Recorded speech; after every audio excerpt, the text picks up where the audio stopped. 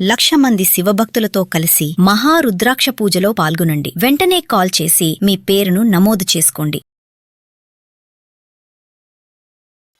నమస్తే అమ్మ. మామూలుగా అంటూ ఉంటారు, అరే బాబు నీ వయసుకు తగ్గట్లు నువ్వు జంటను చూసుకోరా, నీ వయసుకు తగ్గ వాళ్ళతో ఉండరా అంటారు. ఈ మధ్య కాలంలో వాయి వరుసలు కాదు కదా, వయస్సు 0 అయిపోయిందమ్మా. ముసలోళ్ళు కూడా ఇప్పుడు మనం ఒక వీడియో చూస్తే 62 ఏండ్ల ఆయన 19 ఏండ్ల ఆమెతో రూమ్ లో దొరికాడు వాళ్ళ భార్యకి అని. అంటే ఇవన్నీ ఎందుకు చెప్పుకుంటున్నాం అంటే, ఈ మధ్యకాలంలో బాగా చూస్తున్నామమ్మా. చిన్న ఏజ్ అమ్మాయిలు కానీ అబ్బాయిలు కానీ ఓల్డ్ ఏజ్ వాళ్ళకి బాగా అట్రాక్ట్ అయిపోతూ ఉన్నారు.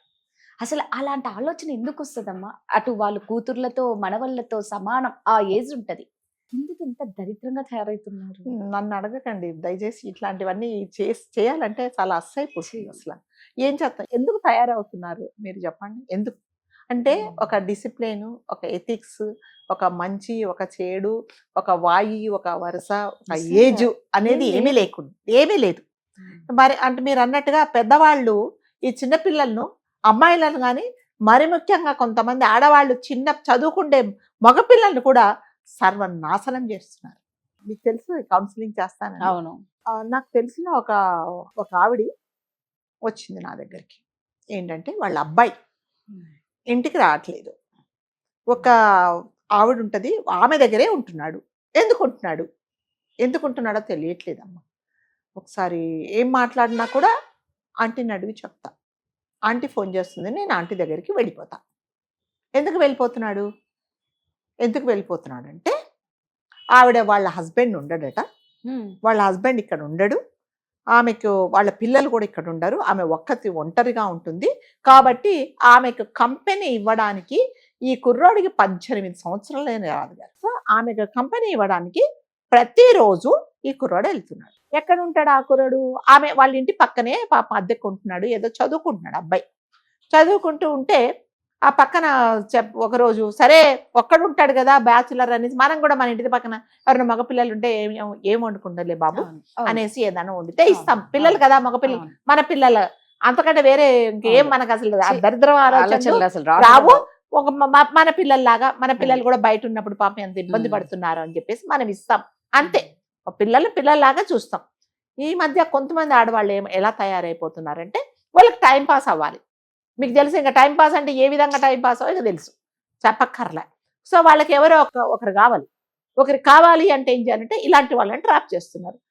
సరే డబ్బులు ఇస్తుంది ఆమె, ఏం కావాలంటే అది, ఎప్పుడు అదేంటి ఏ అవసరం ఉన్నా ఆమె తీరుస్తుంది. కాబట్టి ఈ అబ్బాయి ఏం చేస్తారంటే ఆమె ట్రాప్లో పడిపోయాడు. ఎప్పుడు రమ్మంటే ఈ కుర్రాడు కాలేజ్ మానేసి వెళ్ళిపోవాలి అంతే. ఆవిడ అవసరాలన్నీ తీర్చడానికి. ఆవిడ బయటికి తీసుకెళ్ళాలి, హోటల్ తీసుకెళ్ళాలి, లేదు ఈ రోజు రాత్రి నాతో పాటు ఉండు అంటే ఉండిపోవాలి. అలా సర్వనాశనం చేసిందండి అబ్బాయిని. అబ్బాయి కొన్ని రోజుల తర్వాత తెలుసుకున్నాడు ఇది తప్పు అని చెప్పేసి. తెలుసుకుంటే ఏమైందంటే తల్లికి చెప్పాడట, నన్ను ఇలా చేస్తుంది ఆమె అంటే. ఆ తల్లికి ఫీజులు ఎగిరిపోయాయి. ఎగిరిపోతే ఏం చేయాలి మేడం మరి ఇలా చేస్తున్నారు అని అంటే, నువ్వు ఎందుకు వెళ్తున్నావు అంటే, నాకు తెలియదు, ఒకరోజు మాత్రం మా వారు లేరు, నాకు భయంగా ఉందంటే, సరే పెద్ద ఆమె కదా మా అమ్మతో సమానం వెళ్ళి అని నేను వెళ్ళాను వాళ్ళ గదిలోకి. సరే ఆవిడే ఒక్కతి కదా అంటే భయం వేస్తుందంట ఆమెకి. 45 సంవత్సరాల ఆవిడకి భయంగా ఉందని పిలిచిందంట. సో పిలిచిన తర్వాత ఏమైందంటే పోయే కాలం వచ్చింది ఆమెకి, అంతే. ఇంకా ఇంతకంటే నేనంత నిజంగా చెప్పను, నాకు ఇరిటేషన్ వస్తుంది. జరిగింది ఏదో జరిగిపోయింది. అప్పటి నుంచి ఏం చేస్తుందంటే ఈ కుర్రాన్ని బ్లాక్మెయిల్ చేయడం మొదలుపెట్టింది. ఎలాగా? నువ్వు రాకపోతే ఇదిగో నువ్వు నాతో పాటు ఉన్నావని చెప్పి మీ కాలేజీ వాళ్ళకి చెప్తాను, మీ అమ్మకి చెప్తాను, అందరికి చెప్తాను. కాబట్టి నేను ఎప్పుడు రమ్మంటే నువ్వు అప్పుడు రావాల్సిందే. కొన్ని రోజుల తర్వాత అబ్బాయికి ఏం చేయాలో అర్థం కావట్లేదు. ఎవరికైనా చెప్తే ఎవరికి చెప్పుకోవాలో అర్థం కావట్లేదు. సరే వాళ్ళ మదర్ దగ్గరికి వెళ్ళి ఏడ్చాడట ఒకరోజు. ఏంటి అంటే ఇది జరిగింది. సరే మరి మా ఆమెతో మాట్లాడదామా అని మాట్లాడితే, నేను ఇలాగే చేస్తా అని చెప్తుంది అనమాట. లాస్ట్కి నేనేం చెప్పానంటే, బాబు ఇక నీ చదువు లేదు, పాడు లేదు, ఏం లేదు, నువ్వు ఇక్కడి నుంచి వెళ్ళిపోపని చెప్తే వాళ్ళ మదర్ పాపం అబ్బాయిని తీసుకొని వెళ్ళిపోయిందండి. అంటే జనాలు అలా మీరు చెప్పింది కూడా 62 సంవత్సరాలు అతనికి 18-19 సంవత్సరాల అమ్మాయితో ఇలాంటి దరిద్రమైన పనులు చేయాలి అంటే, మనుషులకు, ఒక పశువులకు మనుషులకు తేడా లేకుండా అయిపోయిందంట. ఈ అమ్మాయిలు కూడా ఎలా అయిపోతున్నారంటే, మీరు 60 సంవత్సరాలు అతను అన్నాడు. సో ఏది కావాలన్నా ఇస్తాడు కదా, వాడు ఒళ్ళ కొవ్వెక్కి కొట్టుకుంటా ఉంటాడు, ఏదన్నా నాకు ఇస్తాడు. సరే మరి ఏం చేయాలి, మరి ఇవ్వాలి అని అంటే ఏం చేయాలి, ఆయన చెప్పిన మాట ఈమె వినాలి. ఈమెకు అవసరాలు ఉంటాయి కదా, షాపులోకి వెళ్ళడము, సిమ్ములు కొట్టుకోవడము, ఫోన్లు చేంజ్ చేసుకోవడము, తర్వాత కావాల్సినవన్నీ మేకప్ సామాన్లన్నీ కొనుక్కోవాలి. మరి అవన్నీ కావాలి అంటే ఎక్కడి నుంచి వస్తాయి, ఇలాంటి పనులు చేయాలి. సో మీరు చెప్పింది అంత ఆ సర్పంచ్ అంటే ఒక మంచి బాధ్యత గల కదండి ఉద్యోగి అతను.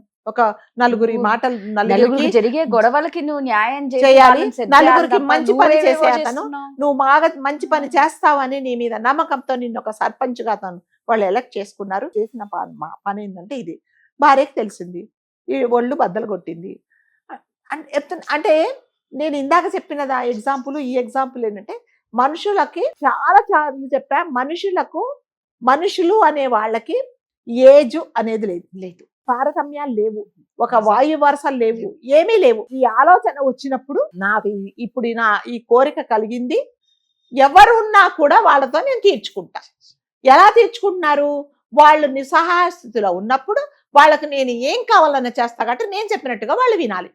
రోడ్డు మీద వెళ్తున్నామండి, మనం ఎక్కడో ఒక ఆఫీస్ పని మీద వెళ్తున్నాం, చాలా ఆకలి అవుతుంది, పొద్దున్న బ్రేక్ఫాస్ట్ చేయలేదు, మనం ఏం చేస్తాం, బాబు కొంచెం అని కార్ డ్రైవర్ని ఆపేసి వెళ్ళి హోటల్కి వెళ్ళి ఏదో మనకు కావాల్సి తినేస్తున్నాం. ఇప్పుడు ఈ అవసరం కూడా అలా తీర్చుకుంటున్నారు అనమాట.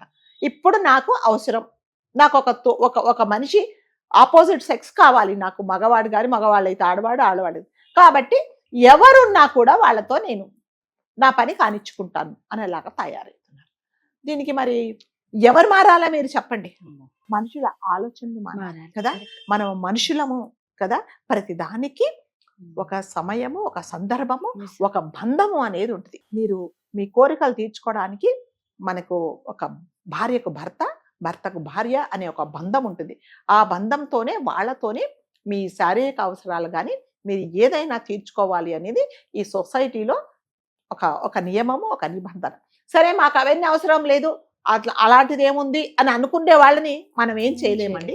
సో దయచేసి మీరు అలా చేసే ముందు చిన్నపిల్లలు మీరు అట్రాక్ట్ చేసి, చిన్నపిల్లలను మీరు అది చేసి ఇది చేసి ప్రలోభపరిచి మీరు వాళ్ళ జీవితాలను నాశనం చేస్తున్నారు అంటే మీరు మనుషులుగా ఉండడానికి కూడా అర్హులు కాదు.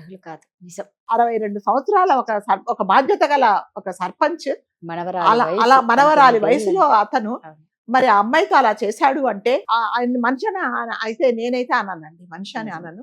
కాబట్టి దయచేసి ఇలాంటి పనులు చేసే పెద్దగా ఉండే ఆడవాళ్ళు కానీ పెద్ద మగవాళ్ళు కానీ ఒకసారి పక్కన ఉన్న మనిషి నీ కూతురుతో సమానం, నీ మనవరాలతో సమానం అనేది ఒకసారి సో ఇలాంటి పనులు మీరు చేస్తూ ఉంటే రేపు పొద్దున మీ సొంత పిల్లలు మీ దగ్గర ఉండడానికి కూడా భయపడాల్సిన పరిస్థితి వస్తుంది.